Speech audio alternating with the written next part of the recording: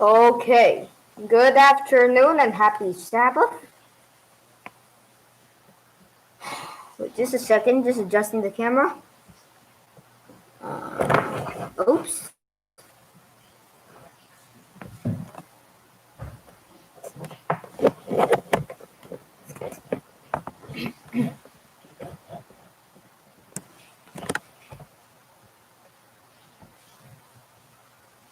Okay, so I hope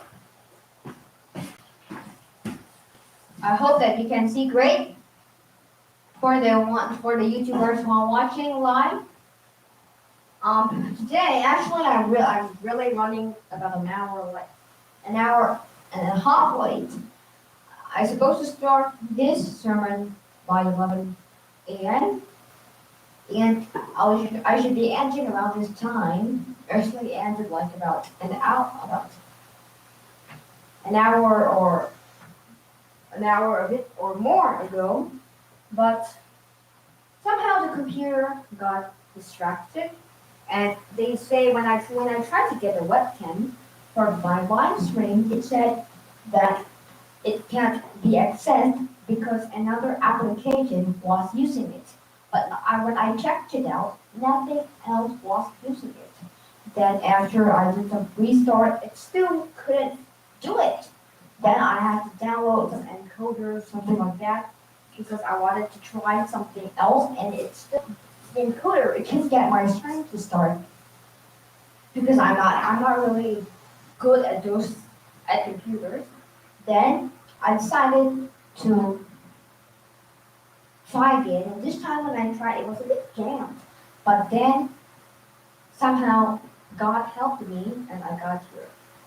So we should thank God for what He has done to help. Satan tries to mess up the computer because he doesn't want us to listen to the sermon. But God is always more powerful than Satan, so Satan can't distract the computer. Meantime, there's another computer who got jammed up, same as the other one. Power washed it and it's already, and both computers are now working at a good time.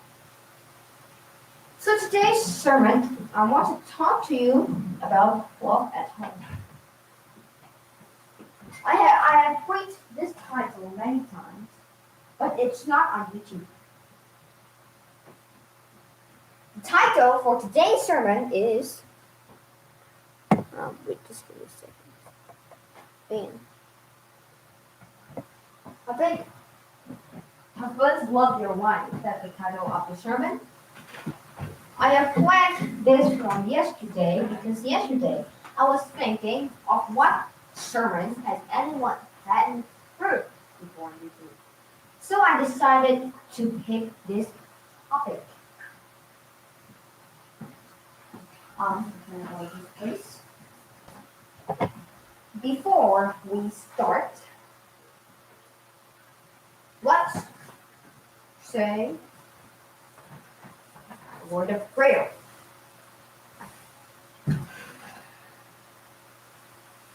Okay. An additional one in case that the live stream gets disrupted. What prayer? Father in heaven, thank you so much for what you have done. Thank you so much for helping me to fix the computer so that it will work and I can share with others about you and your message. Lord, as we're going to worship you today, please bless my words that people will understand it. Please help me to speak correctly. In Jesus' name. Okay, so today, what I'm going to talk to you, what I want to talk to you about for today's sermon, I want to talk to you about this a subject that's a bit funny, but also is very serious. It's all mixed up together. That's why it's an interesting subject that I like to speak about. It gets adults and also children's attention because it's even like funny things.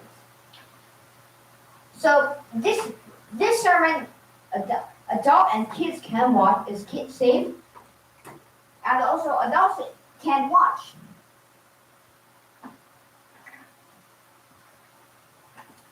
So today, I would like to preach about love at home because that's the best subject that came to my mind yesterday.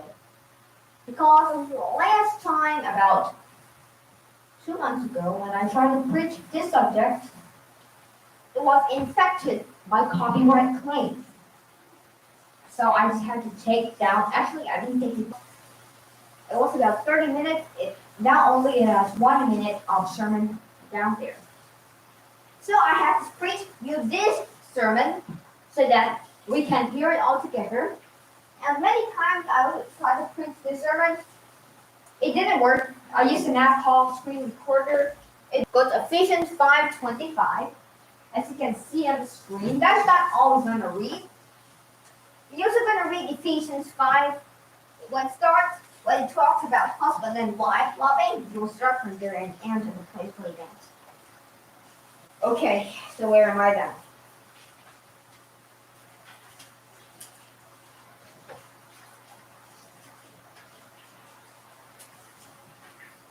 Okay. Today, we will start by reading the analogy of family in church. We will start by verse 21, Ephesians chapter 5, verse 21. But on the screen over there, we don't have the full, we just only have 25. So I'm giving you 20 seconds to grab your Bible and flip it open.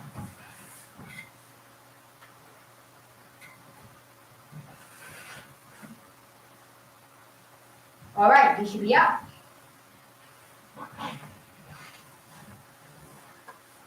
So now, if you're there, let's read together from 21. Ephesians 5:21. It's not exactly on the same over there. This is from King James Version, so the English might be a bit different than the one that you are reading from. Submitting yourself one to another in the fear of God. Okay, this is the analogy of family attention first. Wives. Any wives listening? On YouTube, any wives listening? I hope so, because their name is coming. Why? Submit yourself unto your own husband. So husband, you should be very happy now, because the wife has listened to you.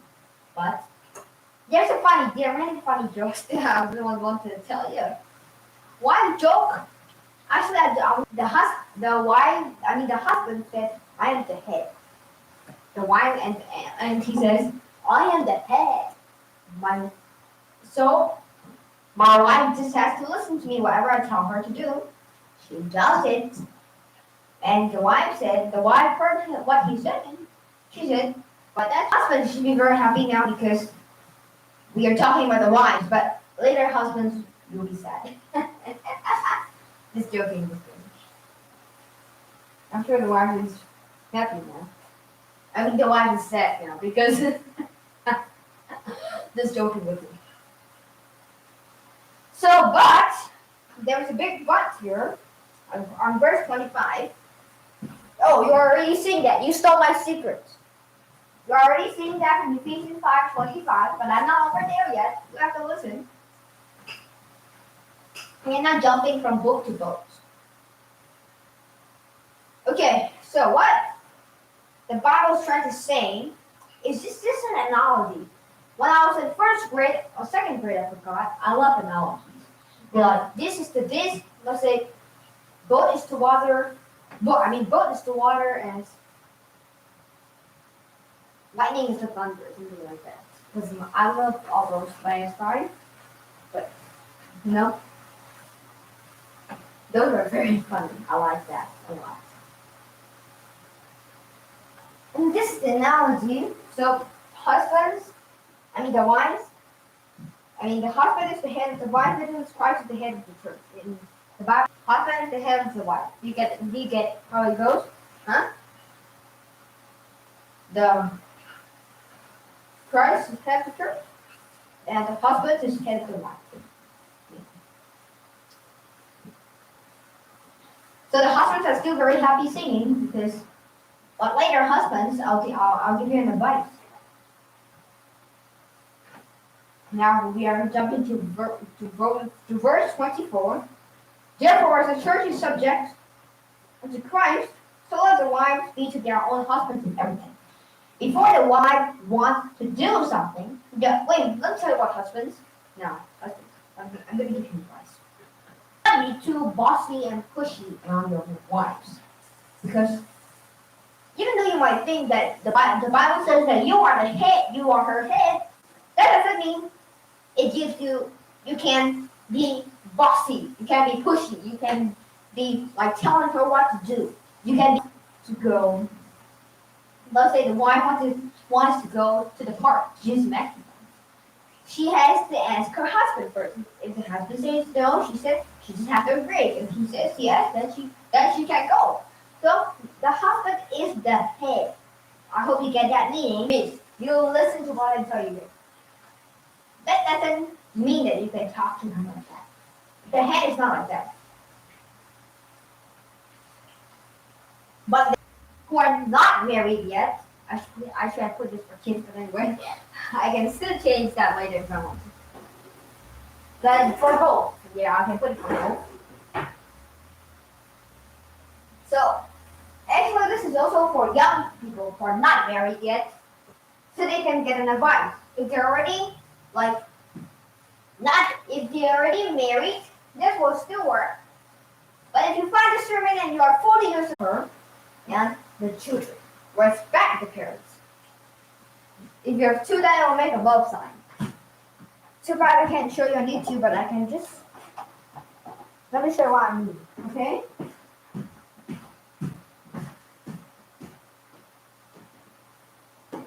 Okay.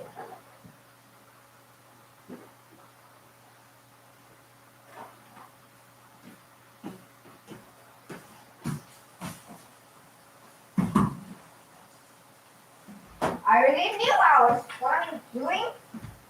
Okay.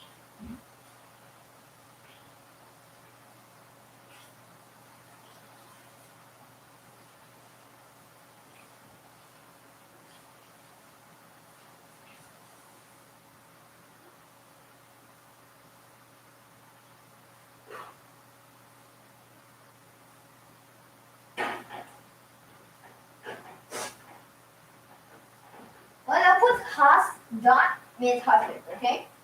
And then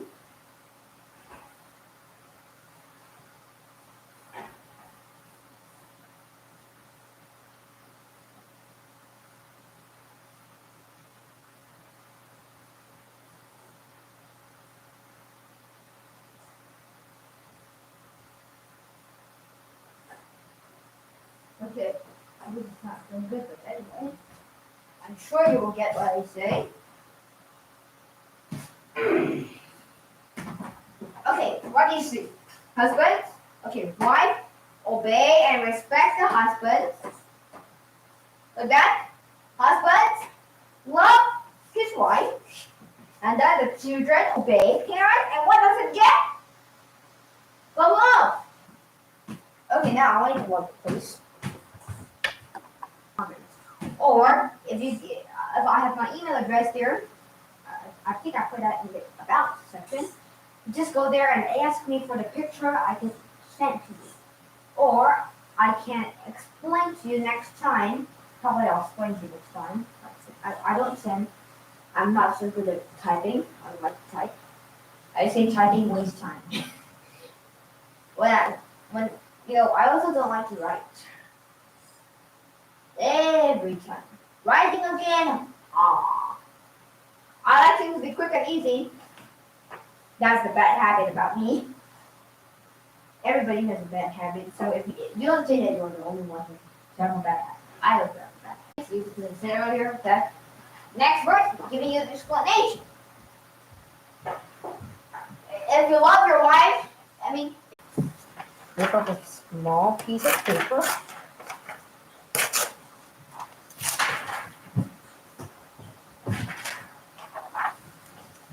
Husband, wife. Two individuals. Okay, I'm going to show you. Wife, two individuals. So when they get married, God put a staple. Of course, God isn't staple you when they're wives together. You can't buy a staple on your body. Unless you got surgery. So that's called a spiritual staple. Dot, put it together. What happens? It becomes one. Let's say your important document. Let's say this is not important document. See? Rip it up, and it becomes like this again. Then your papers are all over the place. And look, husband is away again, and the wife is also away again. God is not happy with that, and that's what we call. What do you call that? That's a breaking of the commandments. Breaking of the seventh commandment. Your wife, you have been watching CBS 2 News all day and listening to Bloomberg 1130 News whole day. Just watching CBS 2 half a day and listening to 1130 half a day. And then your wife comes home from work. Oh, I'm so tired. She says that. And you tell her, honey, go and do the dishes. And I went down the street to order lunch, and I would give them with my own plate and spoon. Now I want you to do the dishes. And then later, when she says, no, I'm so tired. Why are you asking me to do the dishes? You have been watching CBS 2 and listening to Yellow Trio. Oh, listen today. Why did you ask me to do the job? And then you tell, honey, you. The result of a happy family. The husband was staying home, was cleaning the house. The wife comes home from work and he says, good evening, honey.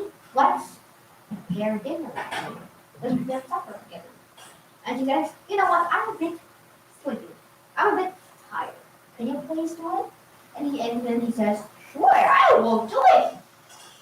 And then he goes to the kitchen, makes everything nice, prepares supper, warms up the pizza, and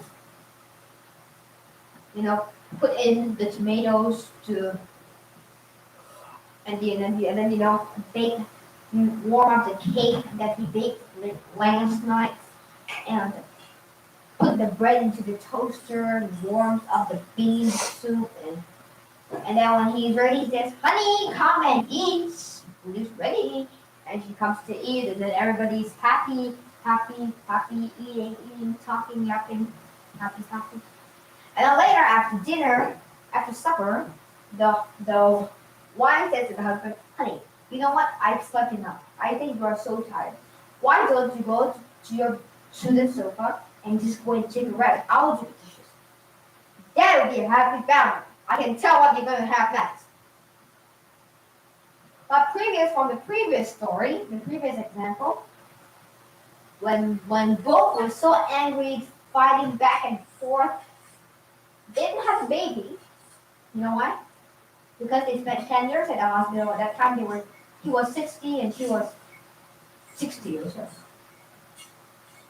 And then when they came out, they were 70. They did not have the child. So what births take everything away from them. Lock up the TV so they don't watch cartoons. Lock up the iPad so they don't play games. Then I locked up the iPad, and just by the time the iPad was turned on, the chat called "Come and eat," and I made a funny thing. And then that was the trick that I played. But parents, that's okay to do to your children. He's not my child. Just a cousin who is about 4 or 5 years older than me. Just being silly. Children, don't get denied. After much sugar can make them call the Animals channel and Save the Animals channel. Those are also run by me. It also talks about saving animals and being healthy. So, so it's like whatever go around comes around. That's really true. You know, I just want to give an example. Let's say if you eat not healthy, hurt the animals because you eat them, and then not you're also not healthy because then who knows you might get sick and die. So what? If you kill the animals first, because if you notice in the diet God has given us, go to Genesis. Please put Genesis. Okay, this is Genesis chapter 3. Vegetables. Vegetable is for healing, while fruit is for prevention. So they ate fruits only, but now later we need to eat vegetables. And then look, even the animals didn't eat meat. So you say, meat? Not here. But they eat meat, but why does the animals eat meat? Wait, we are fair, because and to every beast of the earth and to every fowl of the air and to every what? Every vegetable for food. That's correct. That's how our diet should be. On your schedule, on your diet schedule, planning, if you plan your schedule, what you're going to eat, it should always be vegetables. We should have large varieties of fresh vegetables. If you have a garden in your bed, if you have a garden, praise God. Because you get to eat from that garden. And eating from your garden makes it healthier than buying food from the store. Because food from the store is not fresh anymore. Because foods, let's say if you buy a pineapple or you buy like a tropical fruit, it's not fresh anymore. I mean, if you are following everything the Bible says, it's all like a true Christian, a true Adventist, it's very hard for someone to believe. There must be a true Christian and a true Adventist. Adventist is just a title, okay? You might say I'm an Adventist. But what does an Adventist mean? Adventist means what? You either have to be